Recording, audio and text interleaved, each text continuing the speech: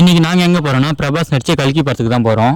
Trailer release ஆகும்போது trailer பார்த்தேன். Trailer என்னடா மார்வல் ரேஞ்சில் இருக்கா, ஆஹா கண்டிப்பாக இந்த படத்தை போய் தேட்டரில் பார்த்தணும் அப்படின்னு தான் நாங்களும் படத்துக்கு போனோம். கரெக்டாக 11:30க்கு படம் ஷோ. நாங்களும் கரெக்டாக 11:35க்கு போனோம். இப்போ ஆஹா டைம் ஆயிடுச்சு, 5 நிமிஷம் டைம் ஆயிடுச்சுன்ட்டு நாங்களும் சீக்கிரமாக போய் பார்த்தா ஆடு மேலே ஆடாக போட்டுன்னு இருக்கானுங்க. என்னடா இது ஆடு மேலே ஆடாக போட்டுன்னு இருக்காங்க. நாங்களே கடுப்பில் உட்காந்துருந்தோம்.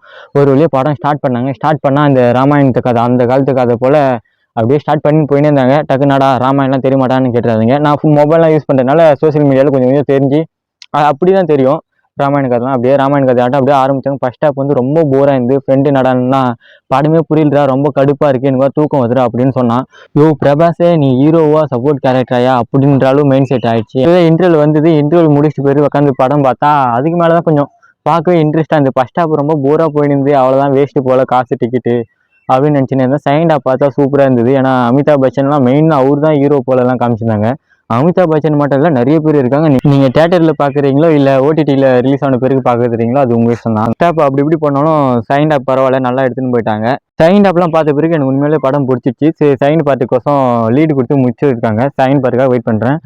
இந்த நாடா மூவி ரிவ்யூ பண்ணுறேடான்னு அப்படின்னு கேட்டுறாதீங்க. ஏன்னா இந்த படம் வந்து என்னுடைய தனிப்பட்ட ஒப்பீனியன் தான். படம் பார்த்ததுல எனக்கு எப்படி கன்வே ஆயிடுச்சு அதை தான் நான் உங்ககிட்ட இப்போ ஷேர் பண்ணுறேன். ஓகே, அடுத்த வீடியோவில் சந்திக்கிறேன். பாய்.